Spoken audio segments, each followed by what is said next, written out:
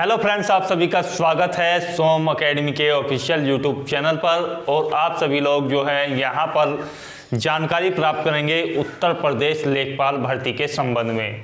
18 अप्रैल 2020 से कुछ प्रमुख न्यूज़पेपर्स के माध्यम से आपको जो है लगातार जानकारी मिल रही है कि लॉकडाउन समाप्त होते ही उत्तर प्रदेश लेखपाल में जो है भर्तियां रुकी हुई हैं, उसके लिए आवेदन की प्रक्रिया शुरू की जाएगी। ऐसा आपके लिए जो है लगभग 1-2 नहीं 5 से 6 न्यूज़पेपर्स में ये खबर आई हुई थी। तो इस खबर के संबंध में मैंने वीडियो आप लोगों के लिए बनाया है। इससे पहले भी यूट्यूब पर काफ़ी वीडियो आप लोगों को मिल चुके होंगे, लेकिन इस वीडियो की प्राथमिकता आपके लिए अलग साबित होगी, क्योंकि यहाँ पर हम आपको बेहतर से बेहतर नॉलेज देने के प्रयास करेंगे।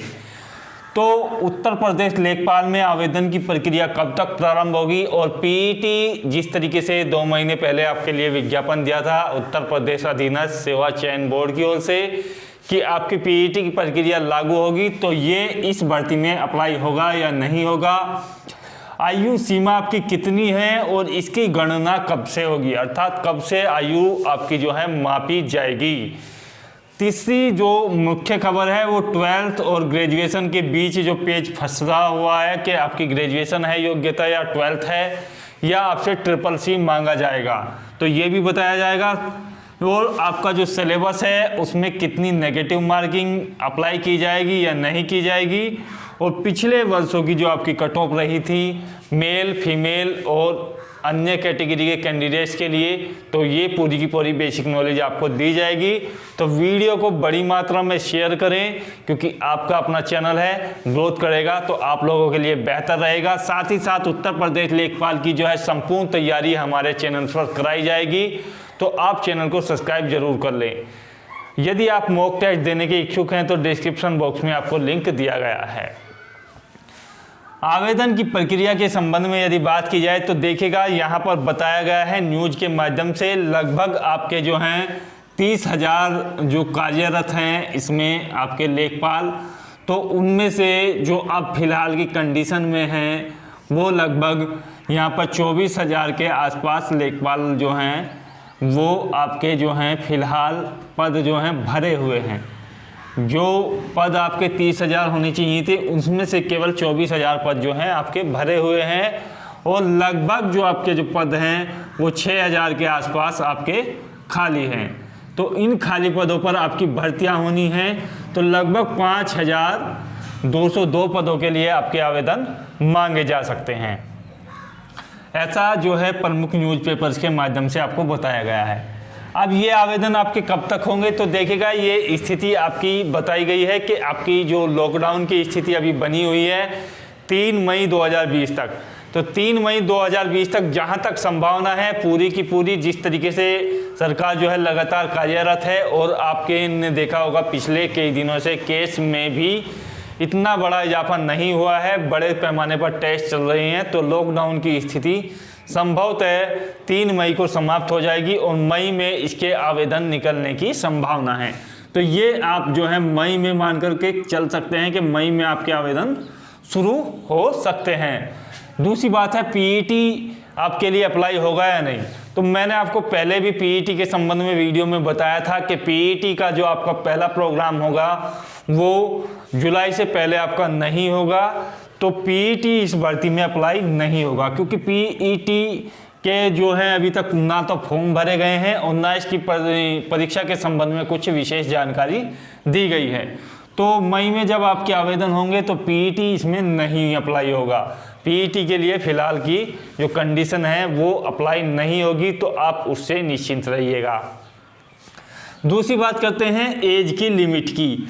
तो एज की लिमिट मैंने आप लोगों के लिए क्लियर कर दूं कि ये इसमें जो हैं आपकी इस तरीके से कैटेगरी होंगी, यूआर, ओबीसी, एससी और आपकी जो एसटी है वो भी इसी में शामिल की जाएगी, और साथ ही साथ फीमेल कैंडिडेट्स के लिए भी आयु सीमा में एससी एसटी के बराबर ही छूट दी जाती है। तो अनरिजर्व कैटेगरी के लिए जो छूट होगी वो देखिएगा 18 से 40, तो कम से कम आपकी 18 वर्ष आयु होनी चाहिए और मैक्सिमम आयु जो है 40 वर्ष होनी चाहिए।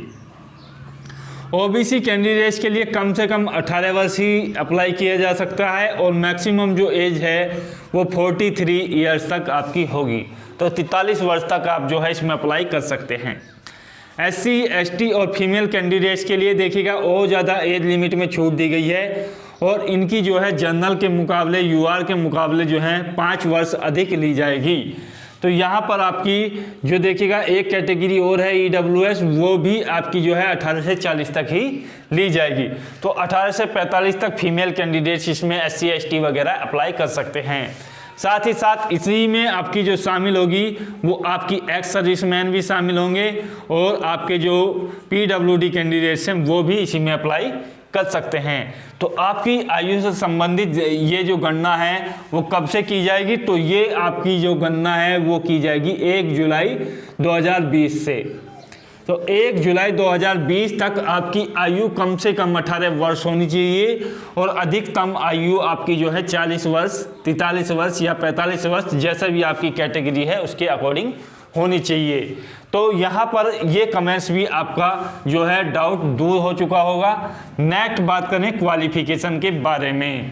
तो क्वालिफिकेशन में मैंने आपको बताया है कि 12th और ग्रेजुएशन के और SSC की सबसे बड़ी झंझट जो है आप लोगों के सामने आ रही है और काफ़ी लोगों के मत हैं कि इस बार जो है SSC मांगा जाएगा या नहीं मांगा जाएगा। तो देखिएगा मैं आपको क्लियर कर दूं कि सरकार के पास जो है फिलहाल की कंडीशन में सारा राजस्व जो है समाप्त हो चुका है कोरोना महामारी की वजह से। फीस की विशेष आवश्यकता है तो इसमें क्वालिफिकेशन आपकी जो पिछली बार थी वही रखी जाएगी। 12th पास कैंडिडेट्स ही इसमें जो है पार्टिसिपेट कर पाएंगे। यदि आपने 12th से कम किया हुआ है, 10th किया हुआ है तो आप इसमें अप्लाई नहीं कर सकते हैं। दूसरी बात की जाए ग्रेजुएशन के लिए, मैंने आपको पहले ही बता दिया है ग्रेजुएशन जो है आपकी विशेष योग्यता नहीं है, केवल आपके पास 12th पास होना चाहिए।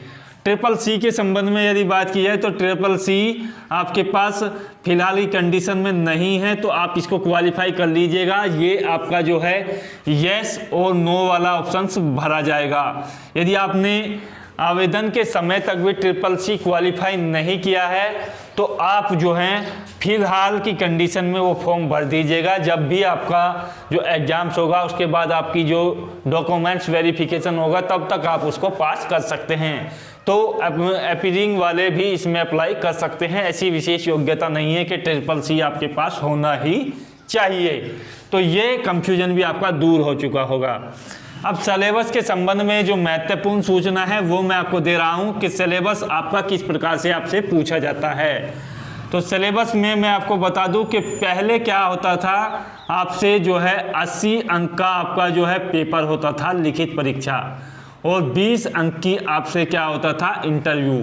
तो यहाँ पर इंटरव्यू जो है समाप्त किया गया है और आपसे जो है केवल लिखित परीक्षा इस बार होगी। तो अब जो है आपकी जो टोटल मार्क्स होंगे आपके 100, तो अब आपकी जो है लिखित परीक्षा होगी। ये पहले वाला पैटर्न आपका नहीं चलेगा। तो केवल 100 अंकों की आपकी लिखित परीक्षा होगी और इसमें जो है 100 आपसे ऑब्जेक्टिव क्वेश्चंस पूछे जाएंगे। तो 100 अंक की आपकी जो परीक्षा है वो आपसे 100 अंकों के ऑब्जेक्टिव क्वेश्चंस पूछे जाएंगे। 4 सब्जेक्ट मुख्य रूप से इसमें पूछे जाएंगे। देखिएगा हिंदी निश्चित ही आएगी उत्तर प्रदेश का यदि एग्जाम्स है और वो भी यूपी SSC के माध्यम से कराया जा रहा है तो हिंदी आपकी निश्चित आएगी। 25 क्वेश्चंस आपके आएंगे और 25 अंक आपके होंगे। तो इस तरीके से ये आपके पहला सब्जेक्ट होगा। दूसरा सब्जेक्ट जो है आपका GS GK या करंट अफेयर्स जिसमें आपसे पूछी जाती है। तो 25 क्वेश्चंस यहाँ पर आएंगे और 25 अंक आपके होंगे। काफ़ी ज़्यादा यूट्यूब चैनल्स जो हैं इस तरीके के स्टडी मटेरियल बेचने पर लगे हुए हैं तो आप उनसे सचेत रहिएगा क्योंकि वो लगातार जो है इसके लिए विशेष रूप से नहीं बनाए गए हैं और अपनी जो कमाई है उसके लिए लगातार बेच रहे हैं। वो किसी और तरीके के आपके जो हैं बेच रहे हैं, वो उत्तर प्रदेश लेखपाल के लिए विशेष रूप से तैयार नहीं किए गए हैं। तीसरा है आपका जो ग्रामीण विकास है वो आपसे पूछा जाएगा। देखिएगा ग्रामीण विकास में आपसे पूछा जाता है मृदा के क्षेत्रफल वगैरह होते हैं या ग्राम स्तर पर आपकी जो धरती होती है जिसमें आप फसल वगैरह उगाते हैं, तो उस तरीके का आपसे क्वेश्चन पूछे जाते हैं। तो 25 क्वेश्चन यहाँ से भी आएंगे और चौथा सब्जेक्ट आएगा आपका मैथ्स का, तो 25 क्वेश्चन यहाँ से भी आपके बनेंगे। इस तरीके से टोटल 100 क्वेश्चन होंगे, 100 मार्क्स होंगे। बात करें नेगेटिव मार्किंग की, तो नेगेटिव मार्किंग आप लोगों के लिए अप्लाई रहेगी। नेगेटिव मार्किंग आपकी जो है 1/3 की अप्लाई रहेगी, अर्थात आपको जो है 0.33 अंक जो है काटा जाएगा यदि आप एक क्वेश्चन गलत करते हैं। तो नेगेटिव मार्किंग से बचना यहाँ पर सबसे बड़ी प्राथमिकता आपकी होती है। यूपी SSSC में जो एग्जाम्स का लेवल है वो अच्छा खासा आता है और नेगेटिव मार्किंग के शिकार ज़्यादातर कैंडिडेट्स हो जाते हैं। प्रीवियस कट ऑफ के बारे में मैं आप लोगों के लिए डिस्कस करूं तो मैं आपको बता दूं कि आपका जो यहाँ पर होता है जिला वाइज आपकी वैकेंसी निकलती हैं। जिला वाइज आपकी वैकेंसी निकलती हैं, जिस ज़िले में जितनी ज़्यादा वैकेंसीज होती हैं उस ज़िले में उतने ही ज़्यादा कैंडिडेट्स अप्लाई करते हैं ताकि उनका सिलेक्शन आसानी से हो सके। तो प्रत्येक ज़िले की अलग अलग आपकी कट ऑफ बनती है। यदि मैं बात की जाए पिछले वर्ष की कट ऑफ के बारे में, तो आपके लिए UR, OBC, SC, ST ये 3 तरीके की कैटेगरी में मैं आपको बता रहा हूं। तो इनकी जो विभिन्न ज़िलों की जो कट ऑफ थी, किसी ज़िले में अधिक रही थी, किसी ज़िले में कम रही थी। तो यहाँ पर यदि बात की जाए महत्वपूर्ण रूप से, तो यहाँ पर मैं आपको बता दूं कि 60 से 70% तक आपकी जो है कट ऑफ UR कैटेगरी के लिए गई थी। वो ज़िले की आपकी वैकेंसीज पर निर्भर था कि किस ज़िले में कितने आवेदन हुए थे। OBC की जो कट ऑफ थी वो भी लगभग यहाँ से 60 से 65 के बीच गई थी। SC ST कैंडिडेट्स की कट ऑफ जो है काफ़ी कम गई थी और 50 से 52% तक आपकी अप्लाई हो चुका था यदि आपके 100 अंकों में से बात की जाए। इसमें आपके 20 नंबर के इंटरव्यू भी शामिल किए गए थे। तो इस तरीके से ये कट ऑफ पिछली बार रही थी।